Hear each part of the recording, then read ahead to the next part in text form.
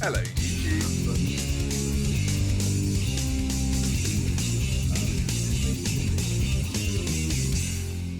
Hello YouTube indeed, and welcome to this week's video. Today I want to talk to you about less of a technique and more of a mindset that you might want to apply to your miniature painting. This is a method that I sometimes use when I'm not entirely sure what I'm aiming for and I want to test something before I overcommit to it and put a ton of work into it. This can be a really helpful way to be able to get an idea of your results without committing too much up front. And that in turn can lend to a lot of extra confidence in your painting, which I think overall is really helpful for improving. So this is something that's really helped me and I want to share it with you, and I hope that you'll find it useful. Let's talk about the sketch and refine method. So it's important to start out and first understand what it is that we're trying to achieve here. So first of all, I'm going to lay out a really simple shape, and this is, let's say, representing a sphere with a reflection on it. So we've got black for the main colour, and then we're going to put in a grey highlight and a white highlight. If you were applying this to a miniature, assume that this is just that sort of method where you would paint a shape and then put a dot for a highlight and then a smaller dot for another highlight. And that is what I would call a sketch. It's laying in some basic shapes to give the idea of what you're trying to achieve overall.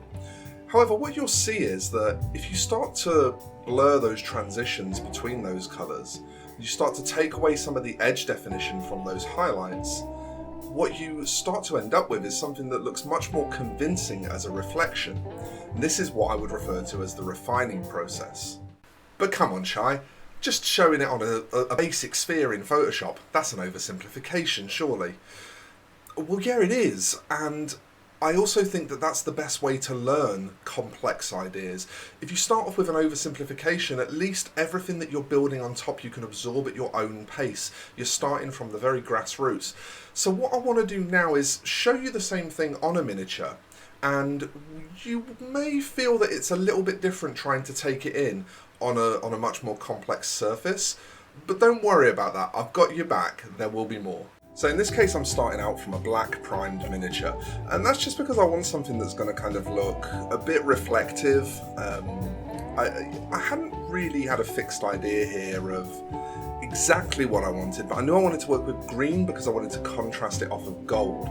So first of all, I'm going to take a colour that's actually a bit brighter than what the mid-tone eventually ends up being. I'm starting with sort of the darkest of the highlights, and I'm just sketching in rough highlight placement.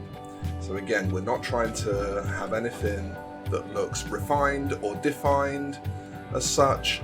We're just telling ourselves where we want highlights to live on the miniature. We go around the whole thing and we scoot a bunch of those in. It takes a little while, but you already then start to have an idea of what things are going to look like.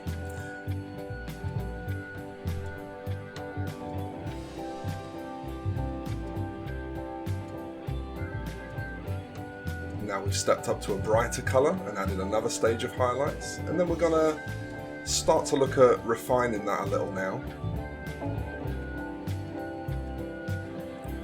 So we're going to get a really bright colour and just start to do some pinpoint highlights. This is still part of the sketching process, but because we're on sort of the final stage of highlights now, we're starting to get something that actually almost looks like it's refined. What it actually is ready to refine. But we're going to start just touring around the miniature and placing in a third and final stage of highlights.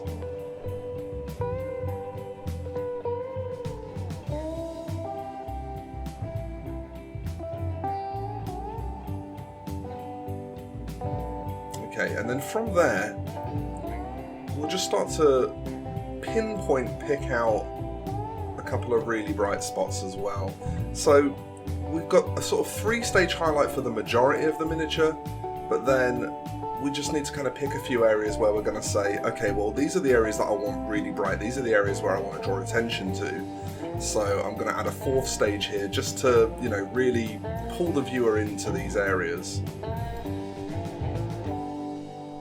And again, this is all very sketchy at this stage. Nothing is blended together. Everything's nice and rough and simple and straightforward. And if you were painting something for the tabletop, you could use this sketch method to get something that looks fully highlighted, but has actually not taken you nearly as long. Now from that point in painting the avatar, I felt like the sketch pretty much showed me the highlight scheme that I wanted to go for. So then I want to now come in and start refining that. I've spent that time building up those block highlights, and they're very simple, there's no refinement to them at this stage. So now I want to start smoothing them through, bringing them down into the shade tones, establishing those nice mid-tones, all of that sort of complex stuff. But I've already got a good idea now of what the finished result wants to look like. So let's look now as we start to take things back and refine them a bit more. Okay, so for the first stage of the refining process, what I want to do is come in with a colour that is pretty much a mix of my mid-tone and black, roughly equal, and I've got that thinned right back to a glaze, and I'm just using that to create a transition between the mid-tone and the black. And you can see, just as we're sort of putting that on here, it doesn't take very long for that to start to blend nicely into the black. We'll just do a quick tour around the miniature, and we refine those mid-tones into the shade tones first. And the reason I refine those first is because we can kind of use that to dull down some of the highlights overall. Here I'm just correcting a little bit of extra mid-tone, so you can go back and forth with this. You know, you can start to look at your sketch again if you're not happy with how it's looking. And that's exactly what I've done just there.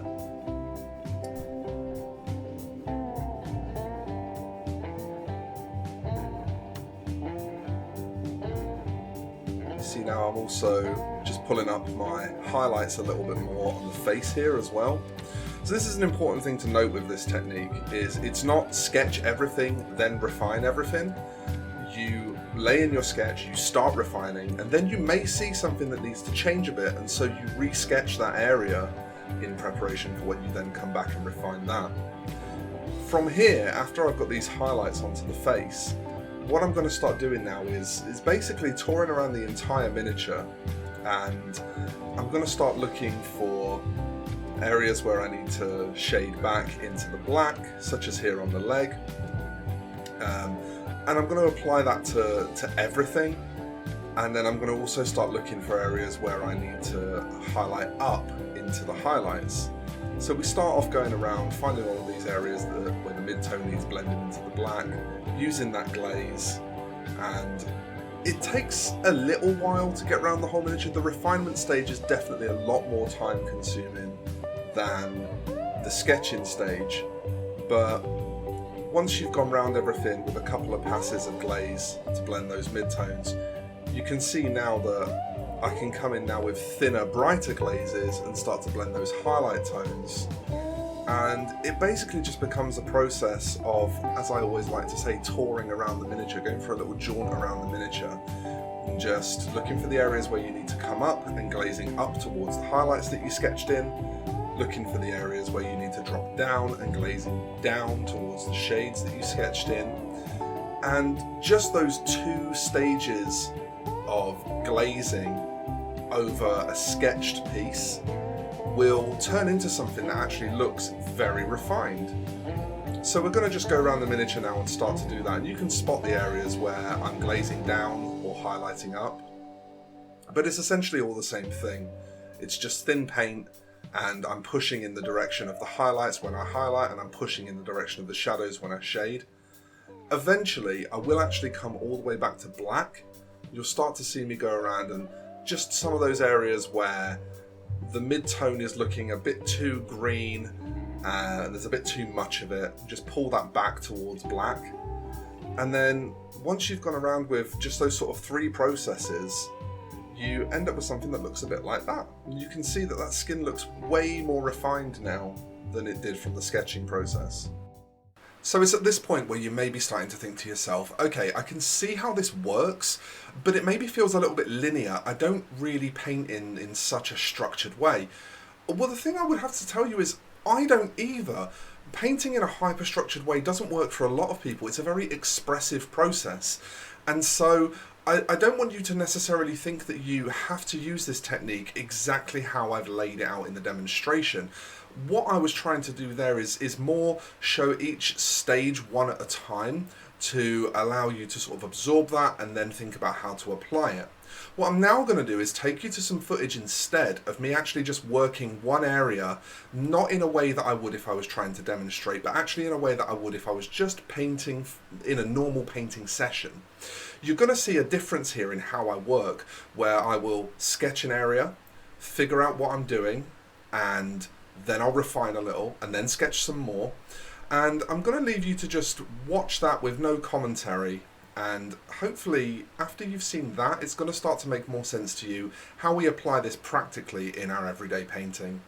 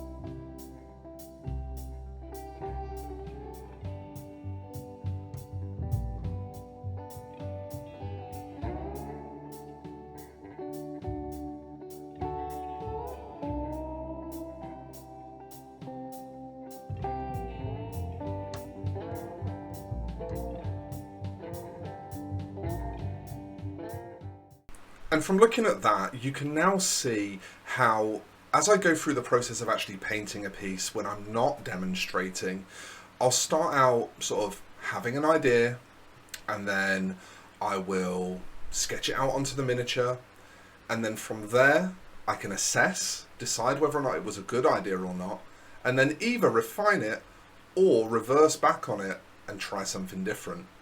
And that's really the principle of the sketch and refine method. That's kind of how it works at its core.